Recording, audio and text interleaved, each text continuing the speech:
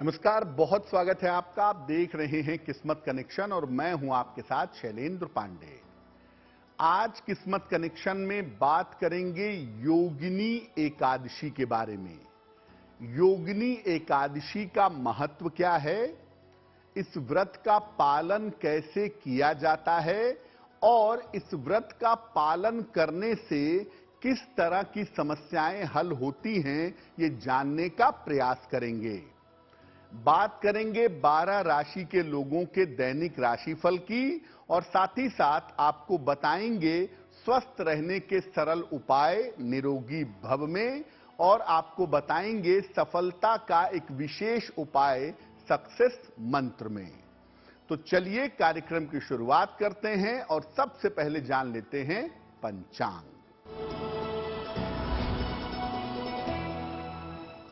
दिनांक 14 जून 2023, दिन बुधवार, तिथि है आषाढ़ कृष्ण पक्ष की एकादशी तिथि, प्रातः काल 8:48 तक।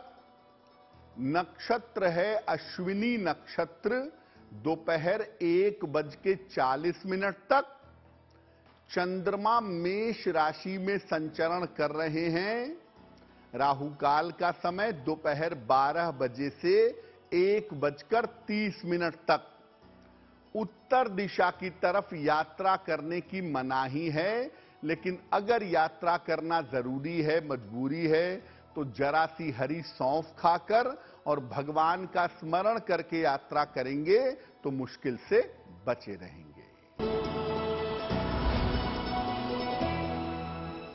अब जान लेते हैं 14 जून 2023, दिन बुधवार को प्रातः काल 5:30 पर ग्रहों की स्थिति क्या है। सूर्य और बुध संचरण कर रहे हैं वृषभ राशि में। शुक्र और मंगल संचरण कर रहे हैं कर्क राशि में। केतु तुला राशि में। शनि कुंभ राशि में। चंद्रमा, बृहस्पति और राहु भ्रमण कर रहे हैं मेष राशि में। इन्हीं ग्रहों के आधार पर आगे हम आपको अलग अलग राशि के लोगों के दैनिक राशि फल के बारे में बताएंगे। सबसे पहले ये जानते हैं कि योगिनी एकादशी है क्या और योगिनी एकादशी का महत्व क्या है। आषाढ़ कृष्ण पक्ष की एकादशी तिथि को योगिनी एकादशी कहा जाता है। और वैसे तो हर एकादशी अपने आप में मूल्यवान है, लेकिन योगिनी एकादशी पाप के प्रायश्चित के लिए विशेष मानी जाती है। इसका पालन करने से पापों का अंत होता है, पापों का प्रायश्चित होता है। योगिनी एकादशी के दिन भगवान विष्णु यानी श्री हरि के ध्यान, भजन और कीर्तन करने से पापों से मुक्ति मिलती है। कहा जाता है कि अगर इस दिन उपवास रखा जाए और ठीक तरीके से साधना की जाए तो हर तरह के पापों का नाश होता है, पापों का प्रभाव जीवन पर नहीं पड़ता। यहां तक कहा गया है कि अगर आपने पीपल का वृक्ष काट करके महापाप किया है तो उस पाप का प्रभाव भी योगिनी एकादशी रखने से दूर हो जाता है। यानी कुल मिलाकर आपके जो पाप कर्म हैं, अगर आप उनको नष्ट करना चाहते हैं तो योगिनी एकादशी पर उपवास रखिए, कठोरता से पूजा उपासना साधना करिए। निश्चित रूप से आपके पापों का जो फल है वो फल नष्ट होगा। और इस बार योगिनी एकादशी का संयोग 14 जून को है। योगिनी एकादशी का व्रत रखेंगे कैसे, उसके नियम क्या होंगे, ये जानने का प्रयास करेंगे। इसके पहले आपको याद दिला दें कि कार्यक्रम के अंत में हम आपको बताएंगे स्वस्थ रहने के सरल उपाय निरोगी भव में और देंगे सफलता का एक विशेष उपाय सक्सेस मंत्र में। अब जान लेते हैं मेष, वृषभ, मिथुन और कर्क राशि के लोगों का दैनिक राशिफल।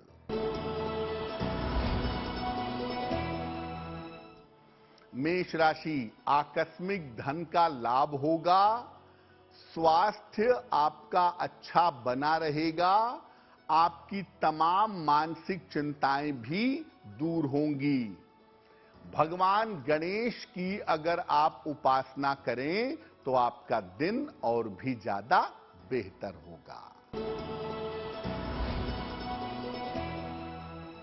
वृषभ राशि, बेवजह का तनाव हो सकता है, परिवार में अशांति हो सकती है, स्वास्थ्य के मामले में किसी तरह की लापरवाही ना करें।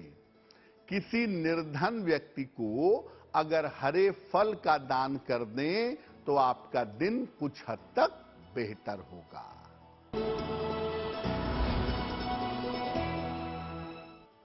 मिथुन राशि, काम में आपके व्यस्तता बनी रहेगी, रुका हुआ धन आपको प्राप्त होगा, कर्ज की स्थिति में सुधार होता दिख रहा है। किसी निर्धन व्यक्ति को अगर धन का दान कर दें तो आपका दिन और भी ज्यादा बेहतर होगा। कर्क राशि, धन लाभ के योग आपके लिए बन रहे हैं, पारिवारिक समस्याएं आपकी हल होंगी, करियर में इस समय नए अवसर आपको प्राप्त होंगे। खाने पीने की वस्तु का अगर आप दान कर दें तो आपका दिन और भी ज्यादा बेहतर होगा। अब ये जानते हैं कि योगिनी एकादशी पर जब हम उपवास रखते हैं तो उपवास रखने का तरीका क्या है, विधि क्या है। प्रातः काल स्नान करके सूर्य देवता को जल अर्पित करिएगा। इसके बाद पीले वस्त्र अगर आप धारण कर सकें तो बहुत अच्छा होगा। पीले वस्त्र धारण करके भगवान विष्णु की पूजा करें। उन्हें पीले फूल, पंचामृत और तुलसी दल अर्पित करिएगा। इसके बाद भगवान विष्णु और मां लक्ष्मी के मंत्रों का जप करिएगा। ओम ह्रीं श्रीं लक्ष्मी वासुदेवाय नमः। ओम ह्रीं श्रीं लक्ष्मी वासुदेवाय नमः इस मंत्र का जप करिएगा। और किसी निर्धन व्यक्ति को जल का, अन्न, वस्त्र का या जूते छाते का दान करिएगा। और इस बात का ध्यान रखिए कि जब आप योगिनी एकादशी का व्रत रखेंगे तो केवल जल और फल ग्रहण करके उपवास रखिएगा। ये जो कूटू के आटे की पूड़ी है, सामक के चावल हैं, ये सब आपको नहीं खाना है और ये सब व्रत में खाना उचित भी नहीं है। केवल लिक्विड लीजिए, सबसे बढ़िया होगा। और अगर बहुत दिक्कत होती है तो आप फल खा करके, लिक्विड ले करके उपवास रख सकते हैं, वो आपके लिए बहुत बढ़िया होगा। किसी भी तरीके से अनाज खाने से आपको एकादशी पर परहेज करना चाहिए। दूध पी सकते हैं, फलों का रस पी सकते हैं, फल खा सकते हैं और अधिक से अधिक समय भगवान की पूजा उपासना में लगाएं तो आपके लिए बहुत बेहतर होगा। कार्यक्रम के अंत में हम आपको बताएंगे स्वस्थ रहने के सरल उपाय निरोगी भव में और आपको देंगे सफलता का एक विशेष उपाय सक्सेस मंत्र में। लेकिन अब जान लेते हैं सिंह, कन्या, तुला और वृश्चिक राशि के लोगों का दैनिक राशिफल।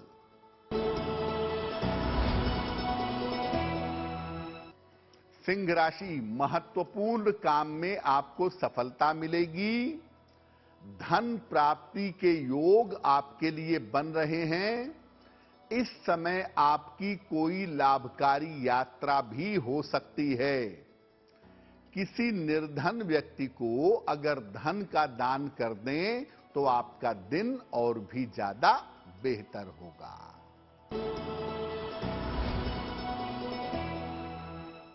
कन्या राशि, परिवार में तनाव हो सकता है।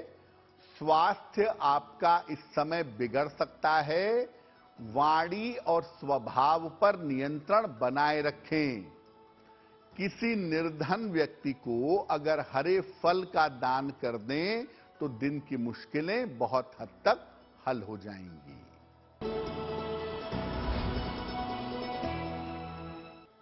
तुला राशि, धन लाभ के योग बन रहे हैं। करियर में आपको सफलता मिलेगी। अविवाहित हैं तो विवाह तय हो सकता है। खाने की वस्तु का अगर आप दान कर दें तो दिन आपका और भी बेहतर होगा।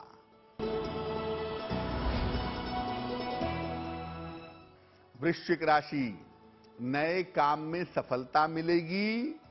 रुके हुए काम आपके पूरे होंगे। काम की अधिकता बनी रहेगी। भगवान गणेश की अगर आप उपासना करें तो आपका दिन और भी ज्यादा बेहतर होगा। हम आपको बता रहे हैं योगिनी एकादशी की महिमा के बारे में। अब आपको बताते हैं कि अगर आप अच्छा स्वास्थ्य चाहते हैं, मानसिक समस्याओं से मुक्ति चाहते हैं, तो उसके लिए योगिनी एकादशी पर क्या करेंगे। एक तो एकादशी का उपवास रखिएगा और दिन भर और रात भर केवल जलीय आहार, लिक्विड आहार ग्रहण करिएगा। जितना संभव हो भगवान शिव की उपासना करिएगा। कम से कम बोलिएगा और कम से कम क्रोध करिएगा या क्रोध मत करिएगा। आप ये सोच सकते हैं कि एकादशी पर सामान्यतः भगवान विष्णु की पूजा होती है, तो भगवान शिव की पूजा क्यों करनी चाहिए। देखिए, शिव और नारायण में कोई अंतर नहीं है, हरिहर हैं वो। शिव और नारायण एक दूसरे से अविभाज्य हैं। इसीलिए जब बात स्वास्थ्य की होती है तो मुख्यतः भगवान शिव की पूजा की जाती है। और एकादशी पर भी अगर आप शिव जी की पूजा करें और प्रार्थना करके उनसे लंबी आयु का और अच्छे स्वास्थ्य का वरदान मांगें तो वो वरदान आपको प्राप्त होगा। अब सबसे महत्वपूर्ण बात जानते हैं कि योगिनी एकादशी पर पापों का प्रायश्चित आप कर सकते हैं। तो पाप के प्रायश्चित के लिए क्या करें। एक बात मैं बता दूं कि अगर आपसे गलती हो गई, पाप हो गया, तो इसका मतलब नहीं है कि आप हर बार एकादशी का उपवास रखेंगे और पाप नष्ट होंगे। आगे से आपको ध्यान रखना होगा कि आपसे कोई गलती ना हो, कोई पाप ना हो, तब जाकर के आपका प्रायश्चित पूरा होगा। तो पहले नंबर पर एकादशी का उपवास रखें। सुबह और शाम श्री हरि की, भगवान विष्णु की उपासना करें। अगर गजेंद्र मोक्ष का पाठ आप करें सुबह के समय और शाम के समय, दोनों समय या मध्य रात्रि में करें तो आपके लिए बहुत अच्छा होगा। भगवत गीता के 11वें अध्याय का पाठ भी आप कर सकते हैं। सुबह और शाम कर सकते हैं या मध्य रात्रि में पाठ कर सकते हैं, बहुत बेहतर होगा। और योगिनी एकादशी के दिन एक पीपल का पौधा लगवा दीजिएगा। किसी सार्वजनिक स्थान पर, किसी पार्क में, सड़क के किनारे। और योगिनी एकादशी पर निर्धनों को अन्न का, वस्त्र का या धन का दान करिएगा।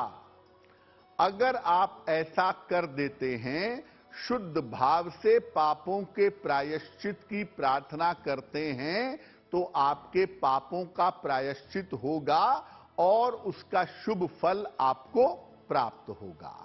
कार्यक्रम के अंत में हम आपको बताएंगे स्वस्थ रहने के सरल उपाय निरोगी भव में, और साथ ही साथ आपको देंगे सफलता का एक विशेष उपाय सक्सेस मंत्र में।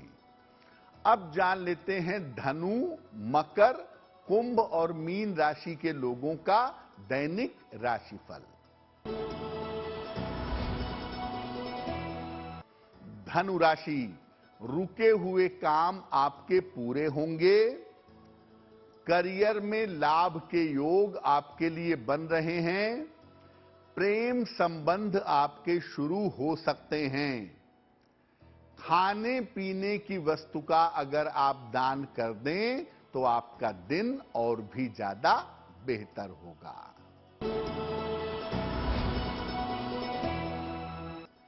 मकर राशि, स्वास्थ्य का ध्यान बनाए रखें।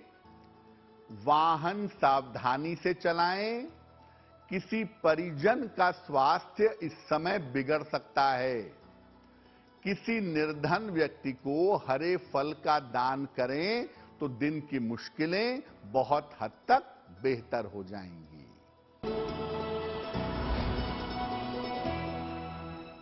कुंभ राशि, करियर में लाभकारी परिवर्तन हो सकता है। धन की समस्याएं आपकी हल होंगी। काम का दबाव बहुत हद तक कम होगा। खाने पीने की वस्तु का अगर आप दान कर दें तो आपका दिन और भी ज्यादा बेहतर होगा। मीन राशि, करियर में नए अवसर मिलेंगे। धन की बाधाएं दूर होंगी। मानसिक चिंता आपकी समाप्त होगी। भगवान गणेश को अगर दूर्वा अर्पित कर दें तो आपका दिन और भी ज्यादा बेहतर होगा। इसके पहले कि मैं आपको स्वस्थ रहने के सरल उपाय बताऊं निरोगी भव में और सक्सेस मंत्र बताऊं, आपको कुछ बातें योगिनी एकादशी के बारे में बता दूं कि हो सकता है कि आप बीमार हों, आप स्वस्थ ना हों और ऐसी स्थिति में आप उपवास न रख पाएं। अगर आप स्वास्थ्य की कारणों से या अन्य कारणों से उपवास नहीं रख पाते तो कोई बात नहीं, आप भोजन कर सकते हैं, आहार ग्रहण कर सकते हैं, लेकिन ये आप ध्यान रखिएगा कि जो आप भोजन ग्रहण करेंगे, जो आप आहार ग्रहण करेंगे, उसमें प्याज, लहसुन इत्यादि का प्रयोग मत करिएगा। अगर भोजन करना ही है तो सात्विक भोजन करिएगा और सुबह की पूजा के बाद भोजन करिएगा, शाम की पूजा के बाद भोजन करिएगा तो बेहतर होगा। और योगिनी एकादशी पर हम सबको या तो गजेंद्र मोक्ष का पाठ करना ही चाहिए या श्रीमद् भगवद गीता के 11वें अध्याय का पाठ करना चाहिए, जो करना बहुत ज्यादा अच्छा होगा, जो करना बहुत ज्यादा शुभ होगा। चलिए अब जान लेते हैं स्वस्थ रहने के सरल उपाय निरोगी भव में।